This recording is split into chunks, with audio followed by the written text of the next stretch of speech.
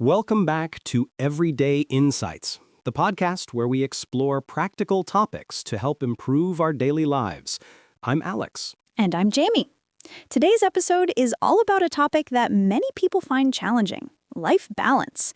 How do you juggle work, family, health, hobbies, and personal growth without feeling overwhelmed? That's what we're here to discuss. So, Let's check some key words. Balance, the state of having different elements in healthy proportion, allowing for stability and well-being. Priorities, the most important tasks, goals, or values that someone chooses to focus on. Boundaries, limits we set for ourselves to protect our time, energy, and well-being, especially in relationships or work. Self-care, activities and practices undertaken to maintain health and well-being, such as sleep, exercise, and relaxation. Overcommitment, taking on too many responsibilities or obligations which can lead to stress and imbalance. Communication, the process of sharing information, feelings, and needs openly and effectively. Rhythm, a regular pattern or flow of activities that creates a sustainable and balanced routine.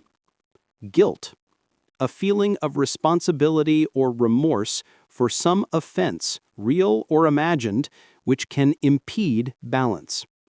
Restorative, providing renewal or rejuvenation of energy, strength, or mental focus. Patience, the capacity to accept or tolerate delay, trouble, or suffering without becoming angry or upset. Evolution, the gradual development or change over time in how someone manages their life and balance. Support, assistance or encouragement from others that helps individuals cope with challenges. Absolutely, Jamie, that's very clear. I think everyone has a different idea of what balance means. For some, it's about time management. For others, it's about emotional well-being or even spiritual peace. right. And the truth is, achieving perfect balance every day is nearly impossible. Life is constantly changing, and what works today might not work tomorrow. But that doesn't mean we can't strive for a better, more manageable balance. So, let's start with the basics. What do you think are the biggest challenges people face when trying to find that balance? I'd say one of the biggest challenges is the feeling of always being behind or never enough. Many people are caught in a cycle of rushing from one thing to another and feeling guilty if they pause. Social media doesn't help either. It makes us compare our behind the scenes to everyone else's highlight reels. I agree. Social media can create unrealistic expectations. Plus, the modern work culture often promotes hustle and long hours, making it harder to step back and prioritize personal well-being. Exactly. And sometimes people genuinely don't know where to start.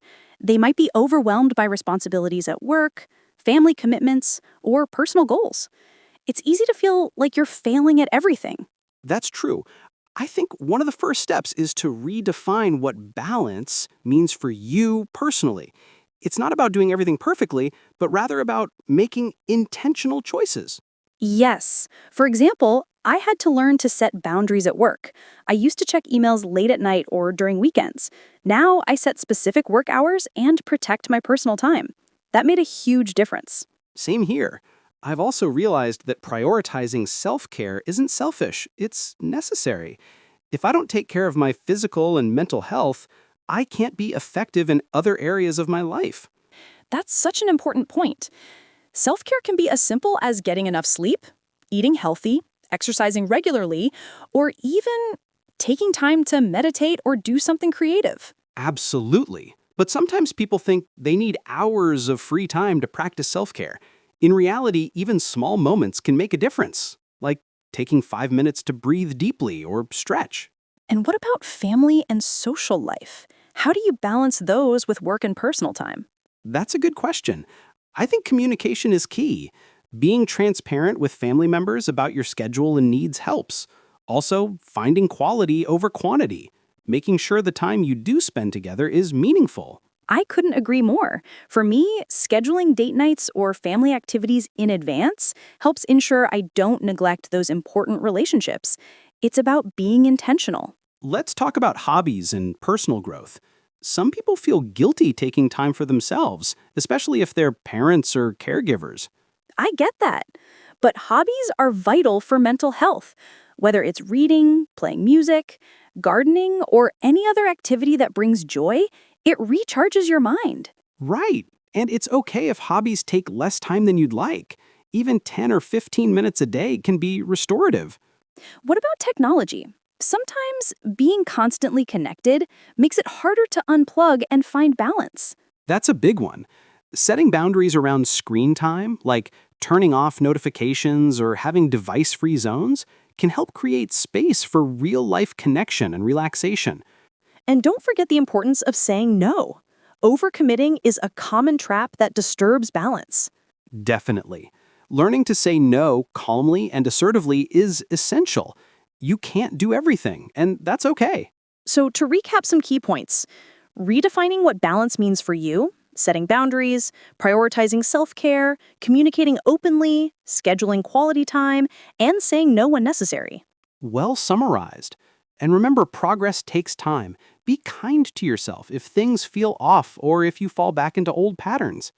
Absolutely. Life is a journey, not a perfect state to achieve.